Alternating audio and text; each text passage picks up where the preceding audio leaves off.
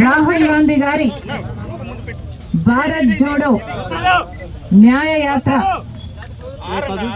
ఉద్దేశము మన భారతదేశంలో మన హక్కుల కోసం కొట్లాడాల్సిన అవసరం వచ్చింది కాబట్టి భారత పౌరుల హక్కులు కూడా వాళ్ళకి అందటం లేదు కాబట్టి భారతదేశ పౌరుల హక్కుల కోసం కొట్లాడే దిశగా రాహుల్ గాంధీ గారు భారత్ జోడో న్యాయ యాత్ర మొదలుపెట్టారు. అంతకు ముందు చేసిన భారత్ జోడో పాదయాత్రలో రాహుల్ గాంధీ గారు 4000 కిలోమీటర్లు పైగా పాదయాత్ర చేస్తే అడుగున ఎక్కడ వీలైతే అక్కడ కాంగ్రెస్ పార్టీకి వ్యతిరేకంగా ఉన్న ప్రభుత్వాలు అయితేనేమి, బీజేపీ అయితేనేమి దాడులు చేశారు. కొట్టడం కూడా, కట్టెలతో కొట్టడం కూడా చేశారు. అనేక రకంగా హింసించడం జరిగింది. నిన్న అస్సాంలో రాహుల్ గాంధీ గారు స్వయంగా భారత్ జోడో న్యాయ యాత్ర చేస్తుండగా హఠాత్తుగా బీజేపీ గుండాలు గుంపులుగా వచ్చి భారత్ జోడో న్యాయ యాత్రలో పాల్గొంటున్న వాళ్ళని మీద దాడులు చేసి వాళ్ళను గాయపరచడం జరిగింది.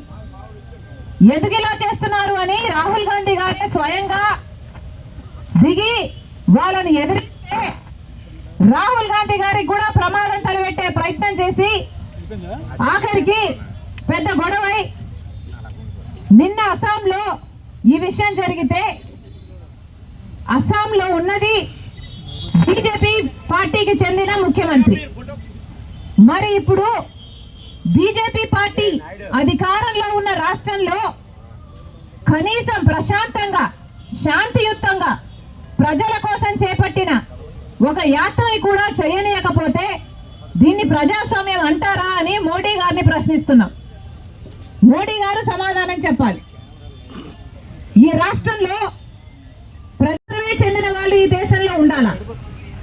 ఇక్కడ ఎవరు మిగతా వాళ్ళని ఎవరిని బ్రతకనివ్వరా? ప్రశాంతంగా ఉద్యమాలు కూడా చేసుకునివ్వరా? ప్రజల కోసం కనీసం కొట్లాడనివ్వరా అని మోడీ గారిని అడుగుతున్నా. మోడీ గారు దేశ ప్రజలకు సమాధానం చెప్పాల్సిన అవసరం ఉంది.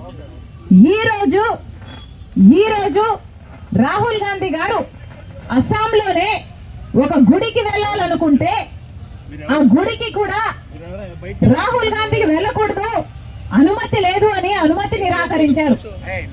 బీజేపీ ప్రభుత్వము అస్సాంలో ఉంది, ఆ ప్రభుత్వం అనుమతిని నిరాకరించారు. ఎందుకు నిరాకరించారయ్యా అని అడిగితే ఎక్కడో అయోధ్యలో రామ్ మందిర్ ఏర్పాట్లు జరుగుతున్నాయి, ఆ కార్యక్రమం అక్కడ జరుగుతున్న సమయంలో ఇక్కడ అస్సాంలో రాహుల్ గాంధీ గారు గుడికి వెళ్ళకూడదట.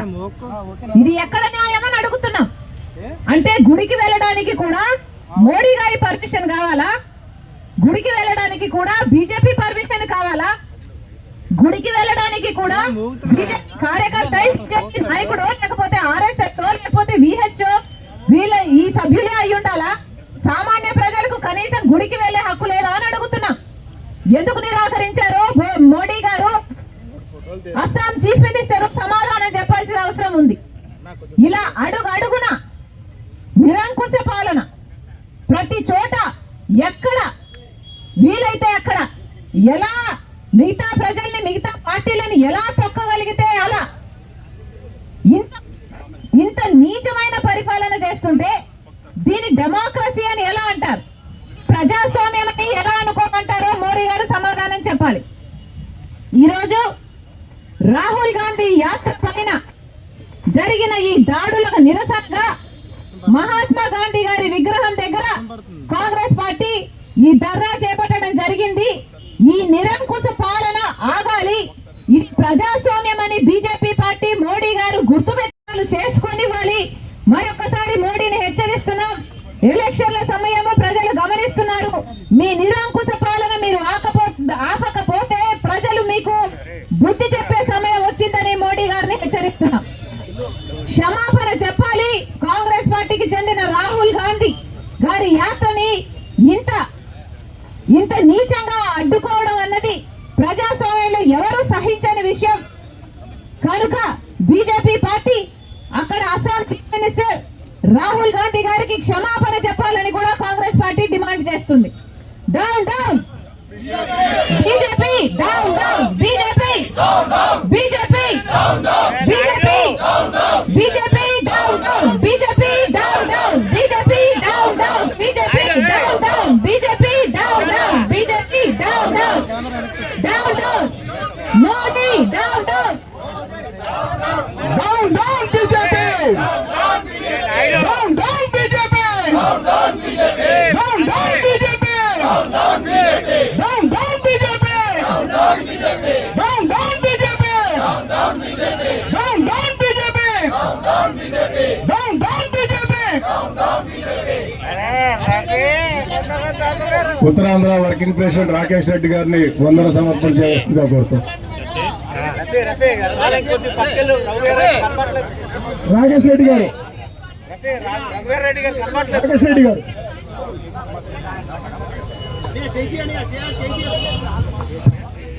ఈ కార్యక్రమానికి విచ్చేసినటువంటి సీనియర్ కాంగ్రెస్ నాయకులు, అదేవిధంగా మన గౌరవ పిసిసి